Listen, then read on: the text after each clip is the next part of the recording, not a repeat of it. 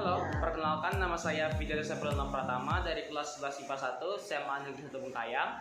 Pada kesempatan kali ini saya akan membahas materi Olimpiade Fisika. Persiapan materi Olimpiade Fisika. Oke, bisa dilihat dalam layar daftar hadir persiapan Olimpiade Fisika.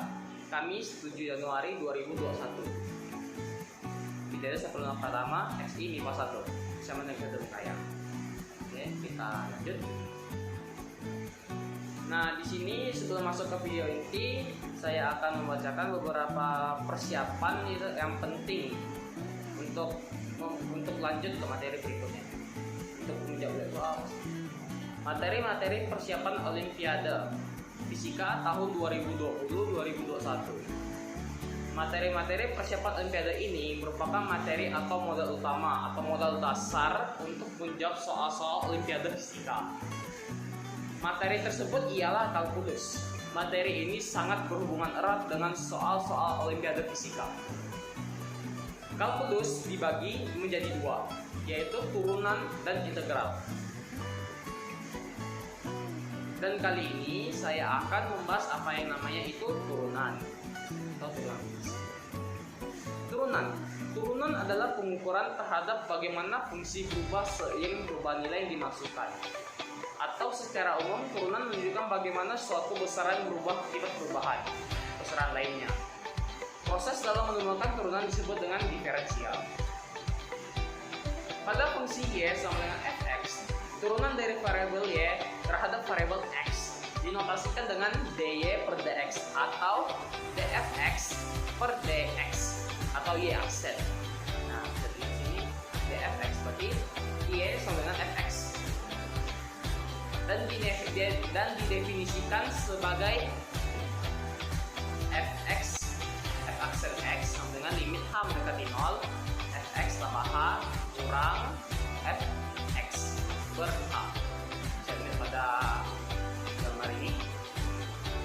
Nah, setelah habis slide ini saya akan membuktikan gimana sih cara mendapatkan ininya. Karena ini terpenting dalam pembelajaran fisika atau materi-materi fisika. Nah, bisa dilihat pada gambar seperti ini. Ini merupakan grafik. Pertama-tama kita harus mencari suatu gradiennya, pembuktian suatu gradien. Nah, ini pembuktian suatu gradien. Nah, bisa dilihat pada gambar, pada grafik yang dipakai ya. Pada grafik ini, nah di sini ada titik x. Di mana titik x ini otomatis di sini yaitu sumbu y ya, x, y biasanya seperti itu. Nah, sini bisa x, fx. Kenapa? Karena x ini dimasukkan ke sini, x ini, sehingga mendapatkan y. Ketinggian dari ini, titik ini merupakan fx. Dan juga yang kedua, saya ambil titik yang kedua, yaitu titik di sini. Kenapa di sini? Ya sebenarnya titik lain juga boleh ya.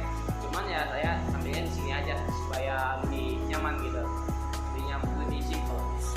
Nah, di sini kita tarik garis. Nah, kita tarik garis. Kita hitung garis dulu, titiknya dari mana? Titiknya di atas sini. Otomatis jarak dari 0 ke x itu adalah x. Nah, kalau misalkan saya sebutkan dari x sampai ke suatu titik yang kedua tadi itu jarak dari sumbu x-nya itu saya lambangkan dengan delta x. Ini delta x. Otomatis kita tarik garis dari titik koordinatnya, kita tarik garis. Nah, x itu dapatnya x tambah delta x itu merupakan jarak total dari 0 sampai x tambah delta x. Nah, dapatnya ini dari titik koordinat tadi itu kita substitusikan seperti yang titik pertama tadi. Nah, x tambah delta x kita substitusikan ke sini fx. Nah, berarti kan fx tambah delta x. Nah, otomatis titik ini di sumbu vertikalnya, di sumbu y-nya itu otomatis di sini fx tambah delta x. Nah, di sini. Lanjut, sehingga kita ingin mencari suatu gradien, kita mengambil tarik garis miring ya. Kita paksa ambil tarik garis miring sebelah dari sini sampai ke sini. Mohon maaf ya, seandainya kurang jelas gitu. kita lanjut lagi. Kita tarik garis dari sini ke sini. Nah, kita paksa tarik garis sehingga membentuk segitiga. Nah, bisa dilihat sebentar bentuknya segitiga. Nah, di sini yang kita sudah simbolkan tadi itu delta x sama dengan delta y. Kita sama dengan sih, maaf. Delta x. Nah, ini kan otomatis x dikurangi x tambah delta x. X tambah delta x dikurangi x. Otomatis x-nya kecoret kan, tinggal delta x, maka delta x di sini. Nah, delta y dapat dari mana? Dapat dari fx tambah delta x dikurangi fx. Nah, lanjut. Nah, untuk kita bisa ingat kalau untuk mencari suatu garis kemiringan gitu, otomatis delta y dibagi dengan delta x, perubahan terhadap y dibagi dengan perubahan terhadap x. Nah, delta y ini kita substitusikan yang tadi kita dapatkan, yaitu fx tambah delta x dikurangi fx per delta x. Kita lanjut lagi ke gambar yang kedua. Nah, gambar grafik. Teman, ini berbeda gambarnya. Kenapa berbeda? Karena ini kita tuh zoom makin mengecil ya, zoom makin mengecil, makin ke atas, makin ke atas. Makanya bisa terbuktikan kalau delta x atau h-nya ini sama dengan 0, limit mendekati 0. Soalnya mereka berdua semakin mendekat, dekat, makanya otomatis mendekati 0. Dan juga dy per dx, kok kenapa bisa dy per dx? Padahal tadi itu delta y per delta x. Nah, itu karena ini merupakan simbol dari simbol Leibniz. Simbol Leibniz, dia yang menemukan simbol ini. Beliau menemukan simbol ini. Dan ini disebut dengan turunan fungsi. Nah, sebelahnya ini limit delta x mendekati 0, fx tambah delta x kurang fx per delta x. Nah, ini merupakan gradien garis singgung. Dia menyinggung suatu garis. Semakin lama semakin mendekat, otomatis semakin menyinggung garisnya, makin dekat sehingga sampai kan. Jadi merupakan gradien garis singgung. Nah, dan juga kenapa kita harus mencari sebuah ini dy per dx, apa sih gunanya? Kalau menurut saya sendiri, gunanya itu untuk menentukan kelajuan terhadap perubahan y terhadap perubahan x. Nah, otomatis ini dalam grafik ini bisa kita lihat gambar grafiknya garisnya melengkung atau itu gunanya untuk mencari kelajuan y terhadap x. Nah, sebenarnya kalau dalam fisika itu kelajuan itu biasanya disebutkan dengan jarak, posisi jarak terhadap waktu gitu, sehingga dapatnya kecepatan. Biasanya fisika seperti itu. Oke, kita lanjut ke slide berikutnya.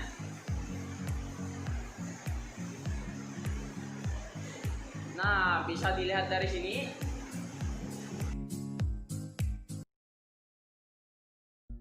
Misalkan ada suatu fungsi yaitu fx sama dengan x pangkat n. Nah, ini rumusnya tadi, bukan rumus tadi sih, kita substitusikan yang tadi. Karena ini dy per dx ini tadi ya, sama dengan limit delta x. H juga boleh, atau gambar seperti sebelumnya juga boleh. Delta x itu sama dengan h mendekati 0. Nah, dalam kurung x tambah delta x pangkat n kurang x pangkat n per delta x. Nah, kok bisa sini ada pangkatnya, sini ada pangkatnya? Kita lihat variabel atasnya. Kita lihat perintah atasnya. Nah, oh ya, sebelum masuk video ini saya lupa memberitahu kalau di slide ini kita akan membahas gimana mendapatkan rumus turunan. Nah, dy per dx, kita lanjut lagi. Dy per dx sama dengan limit delta x mendekati 0. X tambah delta x pangkat n kurang x pangkat n per delta x. Nah, di sini panjang banget ini. Nah, gini ya. Kenapa bisa panjang banget? Ini merupakan rumus yang terdapat pada segitiga Pascal. Kita ambil contoh misalnya. Ini kan merupakan x tambah delta x pangkat n. Nah, biasanya itu kan ada namanya perkalian faktor ya.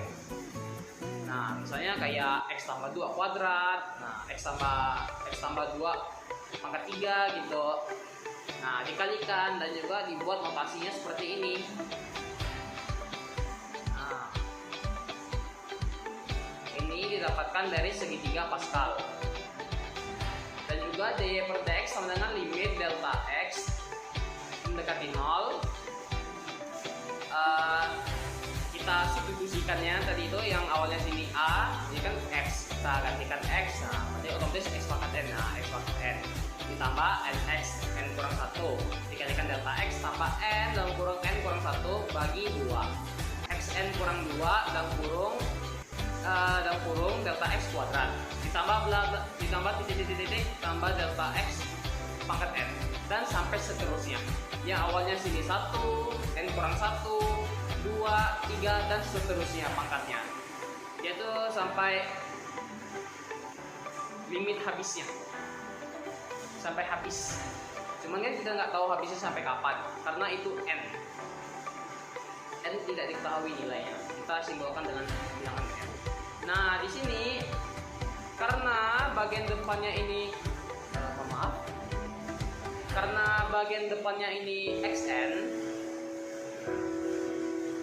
dan bagian belakangnya negatif xn, bisa kita coret tambah nx n kurang 1 ini sisanya tadi dikalikan delta x tambah n dalam kurung n kurang 1 bagi 2 dikalikan x pangkat n kurang 2 dalam kurung delta x kuadrat dikalikan ini tambah titik tambah delta x pangkat n. Nah ini sisanya tadi. Nah kita langsung aja bagi delta x nya, delta x karena ini kan bisa pertambahan di dalamnya ada perhatian, bisa dong kita coret karena ada variabel yang sama. Delta x kita coret dan delta x habis bisa nxn kurang 1. Nah delta x ini juga delta x kuadrat, coret kuadratnya, coret delta x nya, bisa delta x berarti n dalam kurung n kurang 1 bagi n dalam kurung n kurang 1 dibagi 2 dikalikan x pangkat n kurang 2 kalikan delta x ini bisa 1 delta x nya ditambahkan titik sampai delta x n kurang 1 karena ujungnya udah dibuang jadi kita bisa ini.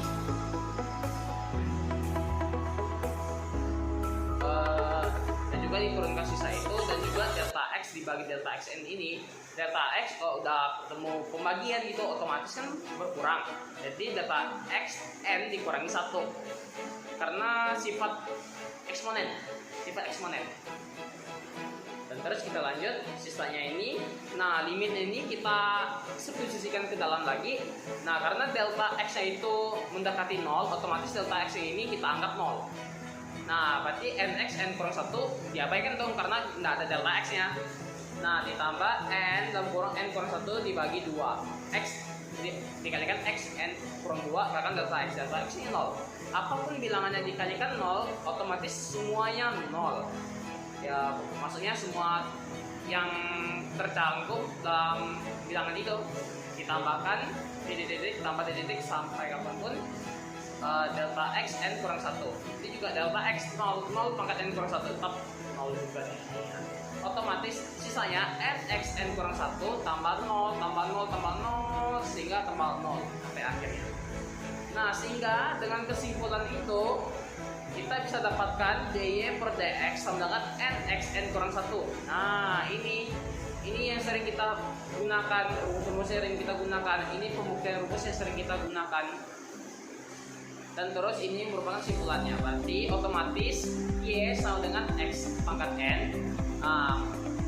Kalau di diferensialkan atau diturunkan terhadap y terhadap x, nah dy per dx ini sama dengan nx n kurang 1. Seperti itu. Nah lebih jelas lagi contoh, kita ambil contoh aja misalnya ya. Nah contoh y sama dengan x kuadrat, kita turunkan dy per dx sama dengan 2x 2 kurang 1. 2x ini kan variabelnya ini n. Nah sini n diturunkan, pangkatnya kita kurangi 1, berarti kan otomatis 2x 2 kurang 1 bisa 2x. Nah ini 2 kita turunkan, pangkatnya dikurangi 1. Nah sama dong dengan yang ini. Nah itu rumusnya. Coba kita coba yang kedua. 2, misalnya Y sama dengan X pangkat 3, DY per DX sama dengan 3, kita turun ke bawah karena pangkatnya 3. Nah setelah itu pangkatnya kita kurangi 1, jadi 3X kuadrat, 3 kurang 1, 2. Nah kita coba lagi satu lagi, Y sama dengan 5X menuju DY per DX sama dengan 5 kali 1X 1 kurang 1. Nah kenapa sini bisa 1 kurang 1? Nah karena sini X itu kan X per 1. Nah 1 kurang 1 kan 0. Perpangkatan apapun, misalnya A pangkat 0, B pangkat 0, itu tetap 1. 5 pangkat 0, 1 juga. Tetap semuanya 1, otomatis. Jadi 5 kali X pangkat 0 itu sama dengan 5, karena X pangkat 0 itu 1. Nah, jadi 5 jawabannya. Dan juga kita contoh yang keempat, Y sama dengan 3. Nah, ini kok nggak ada variabelnya, cuma hanya konstanta doang gitu ya. Ini karena DY, bukan karena ya, mohon maaf. Kita lanjutkan lagi. Ini kita turunkan terhadap X sama dengan 3 dikalikan 0. Kok bisa ada ini? Padahal hanya konstanta doang. Karena X 3 kali X pangkat 0 itu sama juga 3, hasilnya 3. Karena 3 kali 1 sama dengan 3. Nah jadi kita tuh misalkan X pangkat 0. Nah jadi X pangkat 0 kita turunkan 0, X itu 0 dikurangi 1. Nah ini ada bilangan 0. Nah apapun bilangan 0 dikalikan apapun otomatis akan 0. Sekian dari pembahasan materi turunan materi Olimpiade Fisika ini. Apabila ada kesalahan dalam video ini, saya mohon maaf. Akhir kata saya ucapkan terima kasih, dan jangan lupa like, comment, dan subscribe channel ini. Bye bye, thank you.